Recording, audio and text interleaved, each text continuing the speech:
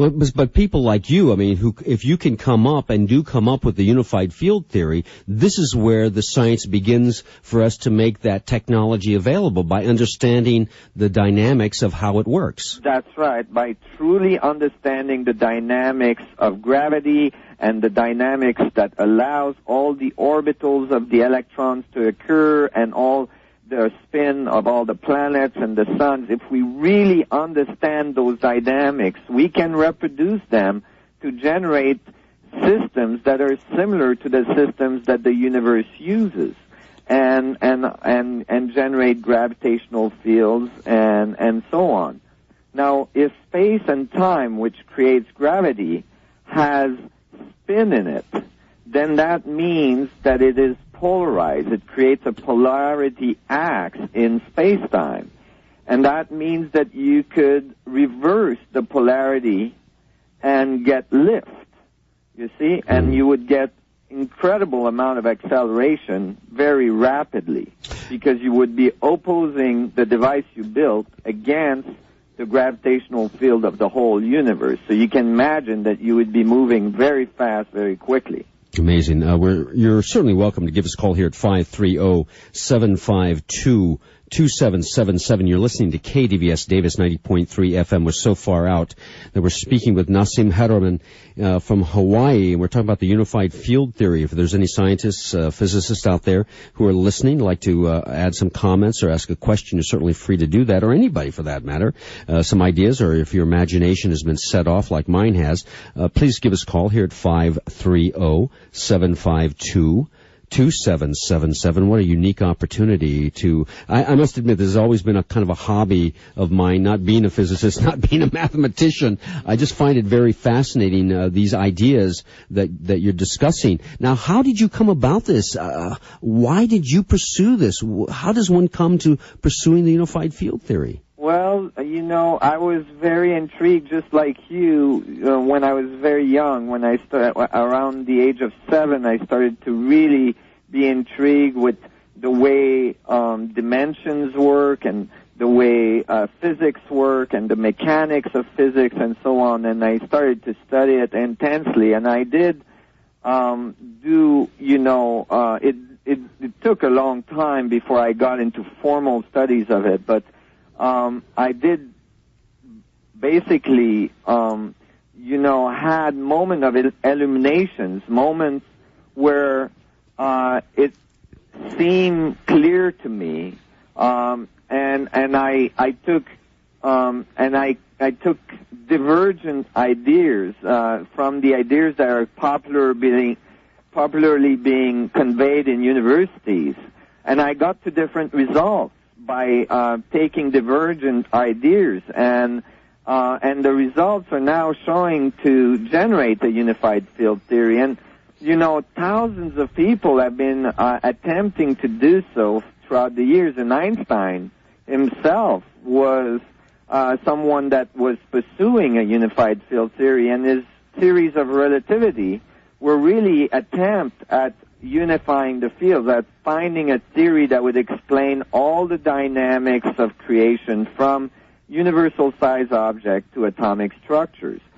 And I'm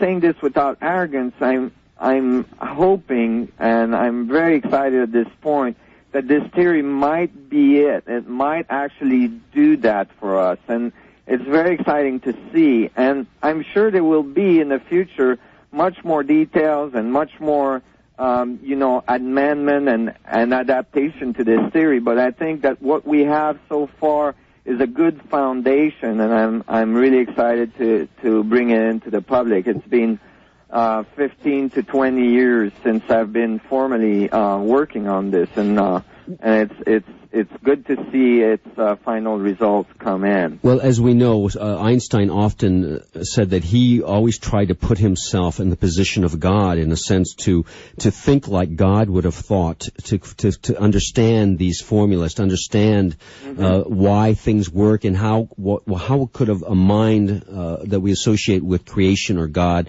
the mystery, whatever word you want to use, and how would it have come about to create what we have. And so it seems to me a lot of humility is certainly a part of that process to be in that position. And during one of my yoga practices, the illumination came to me that every person, whether it's Copernicus, Galileo, Einstein, Planck, or any of the great minds throughout history, Eddington, the one thing they all shared and had in common is that they made observations of what already is. That's right. They didn't create any, like an artist, they didn't paint a formula. Well, I'm going to paint E equals MC squared and therefore it exists. No, it's there and they were able to see it. That's right. And they observed nature and through their inner knowledge, through their inner nature, they were able to extrapolate fundamental concepts of physics and eventually analyze them and write them in mathematics so that they could be transferred and useful to other physicists. They translated. Yeah, they translated it into appropriate language so that other physicists could use these concepts. And really, and it's very accurate what you're saying, is that everybody has this knowledge within themselves. Everybody has the information within their structure because they are part of the universe too. Everybody is part of this grandiose, amazing, dynamic painting that we call our universe, and everybody has access to all the information. And really, when I talk to people about this, and I can see that they get excited about it and their eyes open up and so on. Really, all they're doing is remember their own knowledge. Mm-hmm. They're remembering their connection to the universe. They're remembering their connection to nature and the way nature works. And I'm just helping them illuminate things that hasn't been illuminated in them. So it's really exciting to see that happening. Now, we had mentioned off the air some time ago, I talked to you that NASA has recently proposed the idea that they're working on the unified field theory using the sun and satellites for experiments. Can you illuminate a little bit on that? Have you been following that or know anything? There's multiple experiments that are planning on going up in the next few years that are attempts at verifying not the unified field theory, but at verifying Einstein's field equation, Einstein's equations for gravity. And one of these experiments is called the Gravity B probe.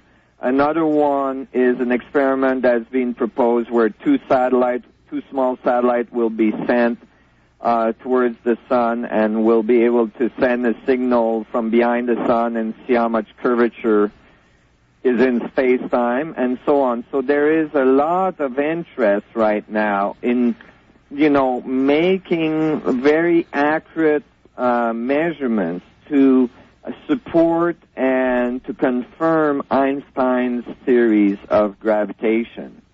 Mostly because there's many other theories that are creeping up, that are coming up, that are, theories of unification that predicts different results than Einstein's theories predicted. So to make sure that we are not going in the incorrect direction, all these experiments are being prepared by NASA. And I think the Gravity B probe was delayed for a few months, but it's supposed to go up in the next few months. So. Yeah, just listening to you, it just came to mind. I don't know, this is maybe a far field, and yet I feel it's not more in the metaphysical realm of what you're talking about.